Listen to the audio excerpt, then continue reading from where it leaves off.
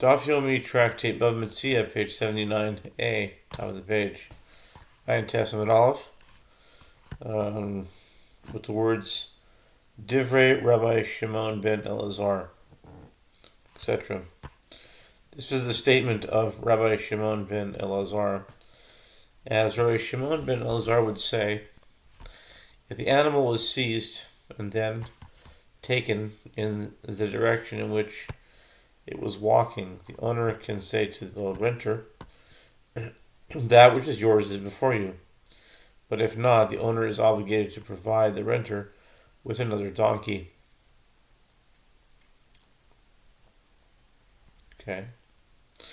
The Gemara asks, and can you establish this entire Braita in accordance with the opinion of Rabbi Shimon ben Elazar?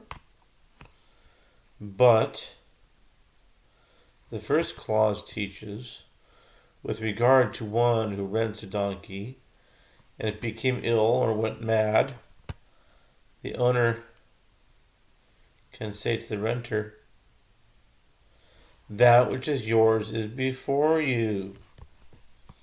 And yet Rabbi Shimon ben Elazar said, in a different Braita, with regard to one who rents a donkey, to ride on it, it becomes ill or goes mad, the owner is obligated to provide the renter with another donkey.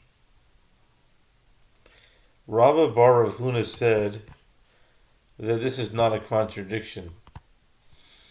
The case of one who takes a donkey to ride on is different, as he requires a donkey that walks steadily. Okay. A sick donkey is no better than a dead one for this purpose. Rav Papa said, and acquiring a donkey so that it should carry glass vessels is considered to be like riding on it as glass vessels also require steady walking to prevent the load from falling. Rabba bar Rav Huna says that Rav says, in the case of one who rents a donkey to ride on it and it died halfway through the journey, the renter gives the owner his fee for half the journey, but the renter has nothing but a grievance against the owner. He has no legal claim against the owner over the fact that he now has to go to great trouble to find another donkey. The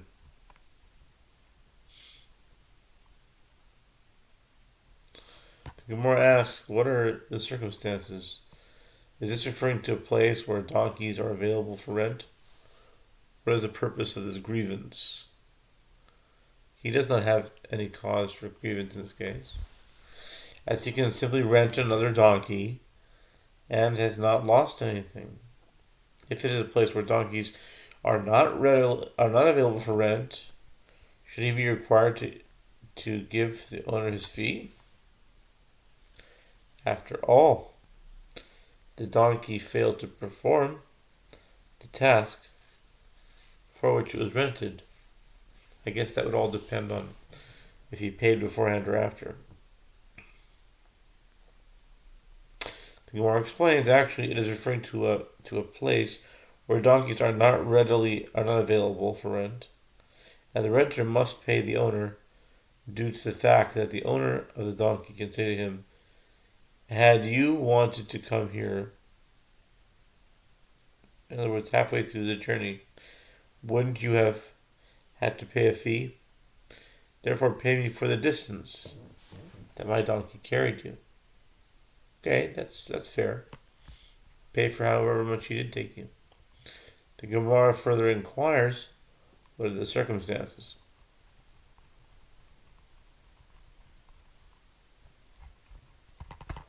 What are the circumstances?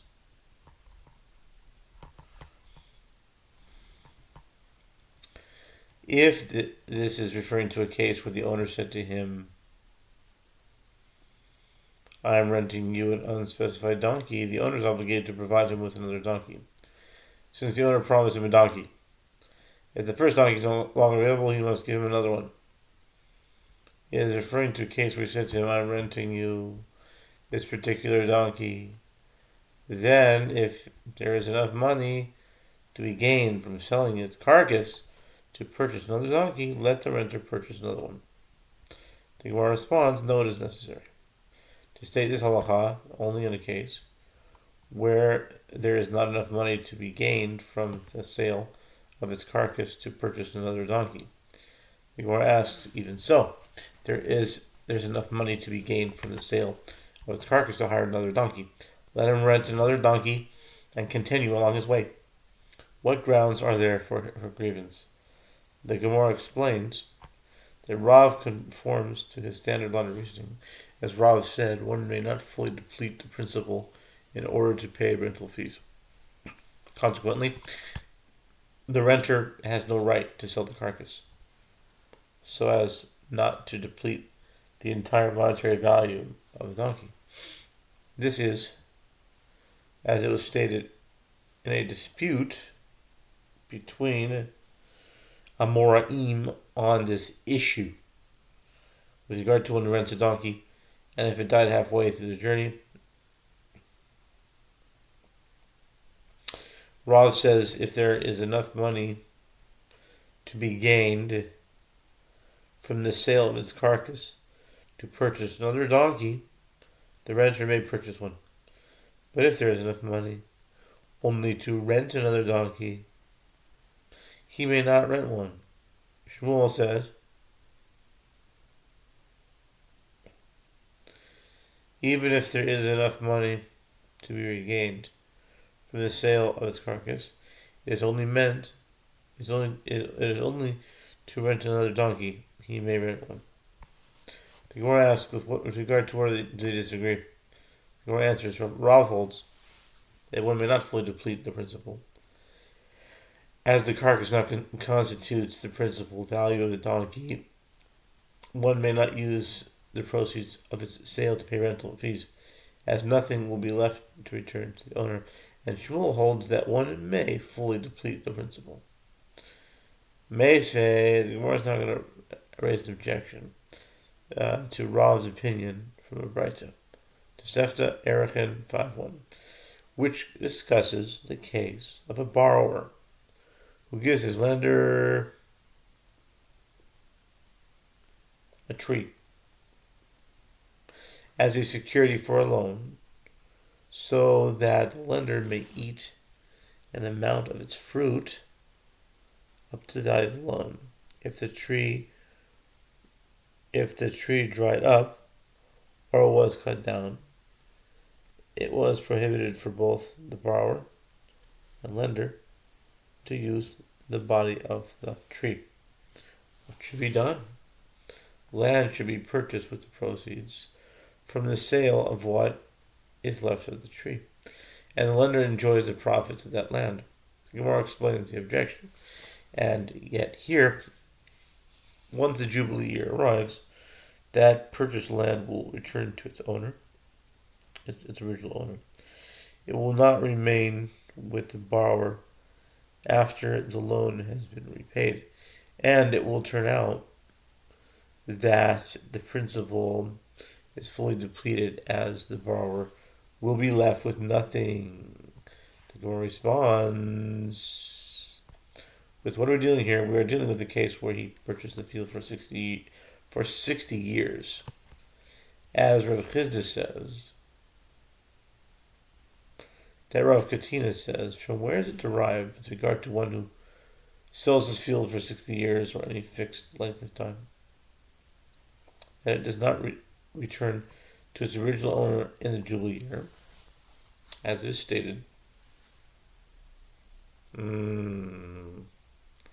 As is stated, and the land shall not be sold in perpetuity. Leviticus 25:23. Next week's parsha. This prohibition applies to land which, if there are no Jubilee year, will be sold in perpetuity. But as there is a Jubilee year, it is not sold in perpetuity. That excludes this case, where the field is sold for a fixed length of time. As even though there is no Jubilee year, it is not sold in perpetuity. The Gemara raises a difficulty.